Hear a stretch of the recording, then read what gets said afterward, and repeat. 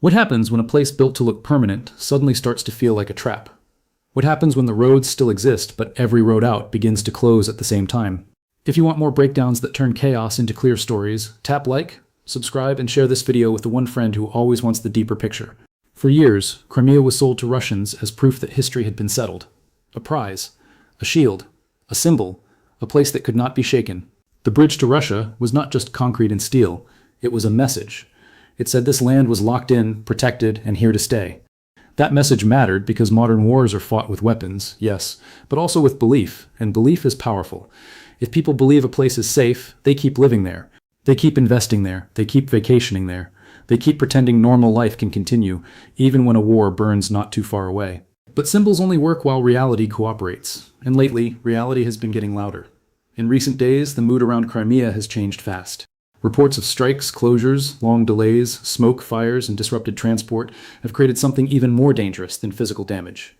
They have created doubt, and once doubt enters a place built on the promise of security, everything starts to shift.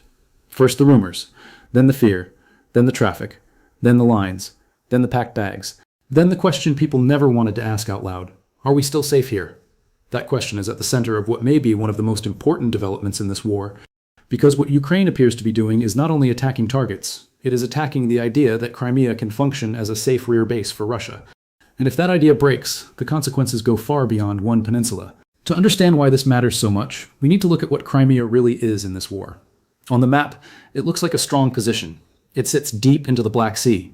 It gives Russia airfields, ports, radar positions, logistics hubs, ammunition storage, command infrastructure, and a platform from which to pressure southern Ukraine. It also carries enormous emotional and political weight for the Kremlin.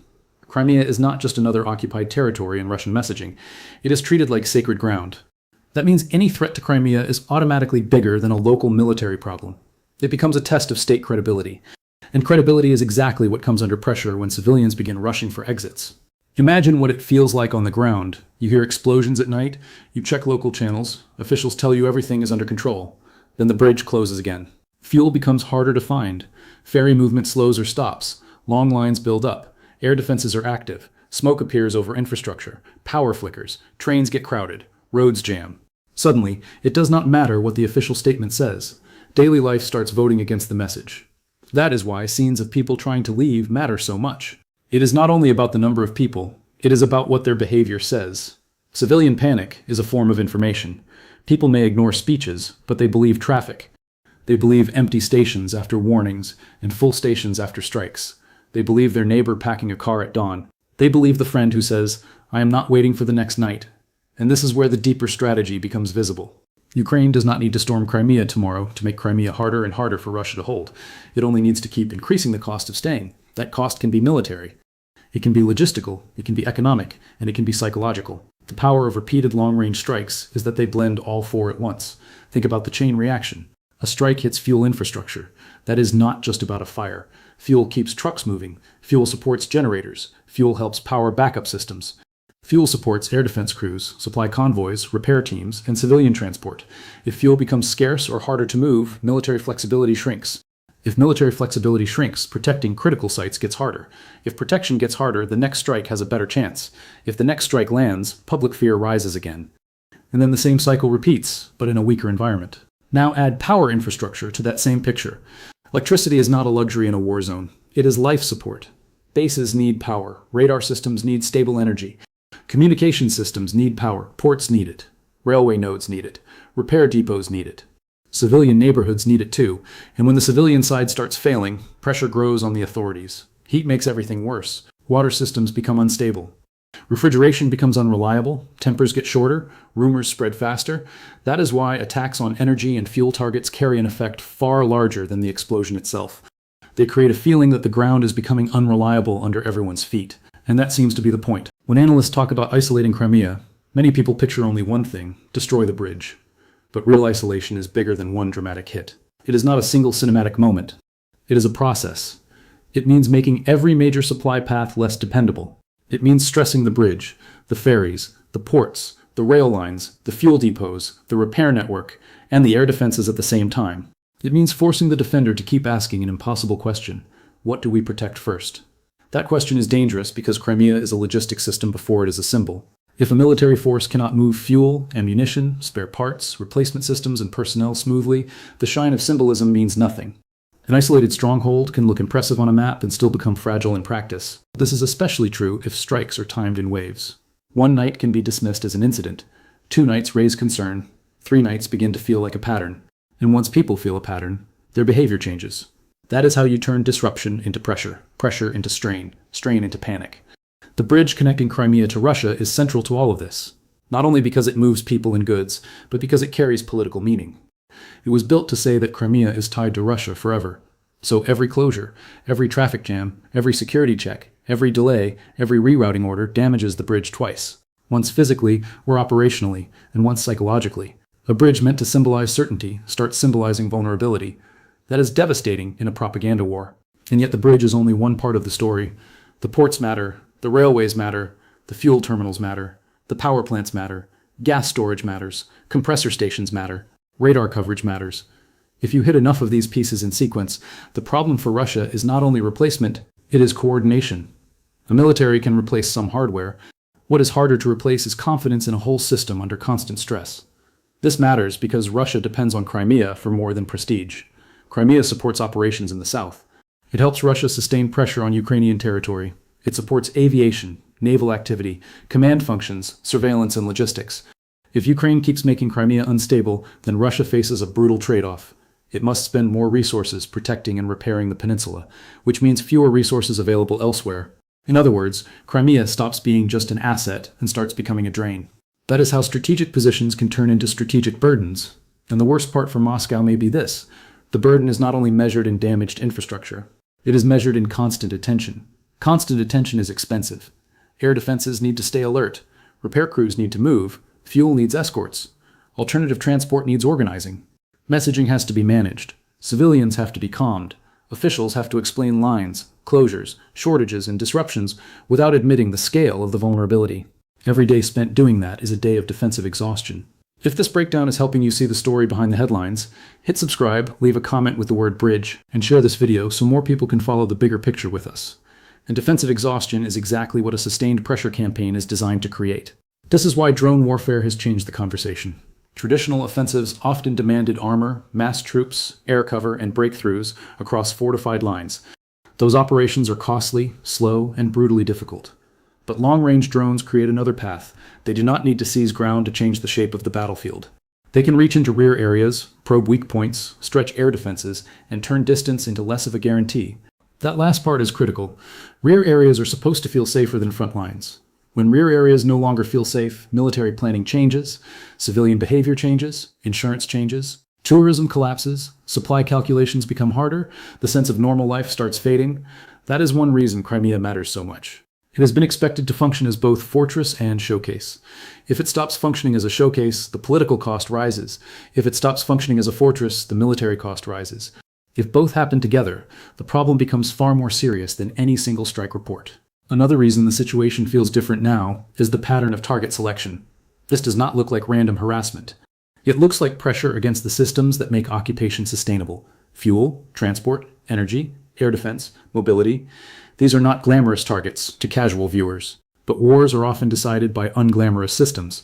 The truck that moves the fuel, the compressor that keeps gas flowing, the radar that catches low threats, the ferry that keeps supplies moving when another route is under pressure. Destroy enough invisible support structures, and visible power starts to stumble. That stumbling is what civilians sense first. They may not know the technical name of a station that was hit. They may not care about the exact model of a radar system. But they understand what it means when gasoline is harder to buy, when the lights go out, when water service weakens, when the train takes forever, when the bridge closes again, and when authorities start sounding more nervous than confident. And once the civilian side begins to feel it, a new kind of danger appears for Russia: internal contradiction. Because the official story says Crimea is secure, normal, and fully under control. But everyday experience starts saying something else. People compare statements with reality. Reality keeps winning. That gap becomes poisonous. It breeds anger. It breeds distrust. It breeds the feeling that the state may be reacting instead of controlling events. This is one reason why videos or witness accounts from people trying to leave can have such impact. They challenge the official image in one of the simplest ways possible. Not with theory, with behavior. When ordinary people rush to leave a place the state says is stable, viewers notice. They notice even more when those people are not soldiers, not activists, not analysts, but families with luggage, drivers in long lines, tourists looking for a way out, and residents wondering why they are still there. That is how military pressure turns into psychological pressure. But we should be careful here. None of this means Crimea is about to fall tomorrow. That kind of oversimplified conclusion can be emotionally satisfying, but it often misunderstands how wars actually work. Russia still has repair capacity, it still has forces there, it still has ways to reroute supplies. It can push logistics through longer land routes, it can reorganize air defense coverage, it can use helicopters, ships, trains, or road convoys in different combinations. It can reduce civilian consumption to preserve military supply. It can enforce tighter controls. In other words, a strained system is not the same as a collapsed system. But the fact that Russia still has options does not erase the danger. It highlights the kind of war this has become. Ukraine may not need instant collapse. It may only need cumulative stress. Repeated disruption, more rerouting, more defensive spending, more civilian fear, more strain on a place that must remain functional if it is to remain useful. And that is why the phrase lockdown fits the story so well. Not necessarily because every road is physically sealed forever, but because the operating space keeps shrinking. The sense of freedom shrinks, the margin for error shrinks, the number of safe assumptions shrinks, the ability to live casually in Crimea shrinks, the ability to use Crimea effortlessly for war shrinks. Once that shrinkage begins, even successful repairs do not fully restore the old reality. A reopened route does not feel the same after repeated closures. A repaired facility does not feel fully secure after multiple attacks. A public told to stay calm after each new incident eventually stops hearing reassurance as reassurance. That is the deeper damage of a long campaign. It changes how people imagine the future. And future expectation matters because Crimea has been economically dependent on the image of stability. Tourism matters. Travel matters. Seasonal movement matters. Civilian confidence matters. If families start deciding that a summer trip is not worth the risk, hotels, restaurants, drivers, vendors, and local businesses all feel it. If residents begin stockpiling fuel or leaving early, the message spreads faster than any official statement can suppress it. If workers start wondering whether supplies will arrive on time, the problem multiplies beyond the military sphere. Now consider how that intersects with Russian force posture. Tens of thousands of military personnel tied to a vulnerable supply environment create massive demand. Those troops need fuel, food, power, spare parts, medical support, transport, and communications. None of those can run on slogans.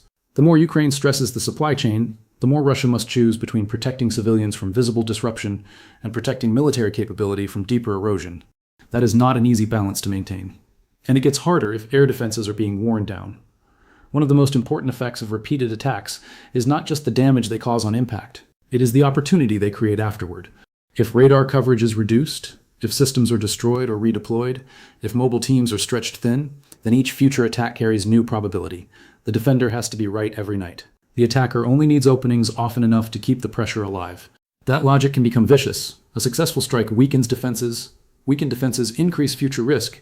Increased future risk forces more defensive concentration. More defensive concentration leaves other targets less protected. Then the attacker shifts again. Over time, the map of security starts looking less like a shield and more like a series of holes patched under pressure. And once civilians sense that, panic becomes rational. That is why the image of people fleeing should not be dismissed as theater. It is part of the battlefield effect. A population does not need to vanish for the political signal to matter. Even visible anxiety can be enough. Because Crimea was supposed to look settled, controlled, safe enough for ordinary Russian life. If it starts looking tense, fragile, and conditional, the symbolic damage is enormous. Here is the question beneath all of this. What if Ukraine's real goal is not simply to destroy targets, but to make holding Crimea feel unbearably expensive? Because if that is the goal, then the campaign starts making more sense. You do not need immediate conquest. You need relentless pressure. You need the bridge to be uncertain, the ferries to be risky, the fuel to be scarce, the power to be unstable, the air defense to be tired, and the civilians to be uneasy. You need every layer of the system to feel just reliable enough to survive today, but not reliable enough to promise tomorrow. That is how strategic paralysis starts. If you've made it this far, drop a comment telling me the one word that best describes Crimea right now, then send this video to someone who thinks modern war is only about the front line. And strategic paralysis can spread beyond the peninsula. If Russia must pour more money, manpower, and equipment into defending Crimea, other fronts feel that pull. If the military has to escort fuel deeper in the rear, repair damaged roads, rotate air defense assets, and manage civilian unrest, that is all energy not used somewhere else. This is why some military campaigns aim not only to destroy enemy power, but to distort how the enemy allocates it, make them spend more to maintain less. Make them defend symbols so hard that the symbols begin eating the system from inside. There is also a brutal irony here. The stronger Crimea's political importance is for Putin, the harder it becomes to handle rationally. If a position is emotionally non-negotiable, it can trap a leadership into overcommitting. That overcommitment may preserve the symbol for a time, but at growing cost. In that sense, the peninsula becomes more than territory. It becomes a test of obsession. And obsession is dangerous in war because it can block adaptation. Russia can adapt tactically, yes. It can move supplies differently, it can tighten security, it can harden sites, it can claim more interceptions, it can punish information leaks. It can prioritize military access over civilian convenience. But the more adaptation it needs, the more it admits the original assumption has failed. Crimea is no longer a truly safe rear area. It is a rear area under active, repeated, meaningful pressure. That shift is historic. For years, one of Russia's biggest advantages in Crimea was distance from immediate danger. Ukraine has been working to erase that advantage. First at sea, then through air defense attrition, then through longer-range strike development, then through pressure on logistics. The result is not a single dramatic battlefield line moving on a map. The result is a system slowly losing its comfort margin. And when comfort margin disappears, small problems become big problems fast. A delayed fuel convoy matters more. A temporary blackout matters more. A damaged rail section matters more. A bridge inspection matters more. A ferry suspension matters more. A jammed highway matters more. None of these alone end the story. Together, they change the atmosphere of an entire region. That atmosphere is now part of the war.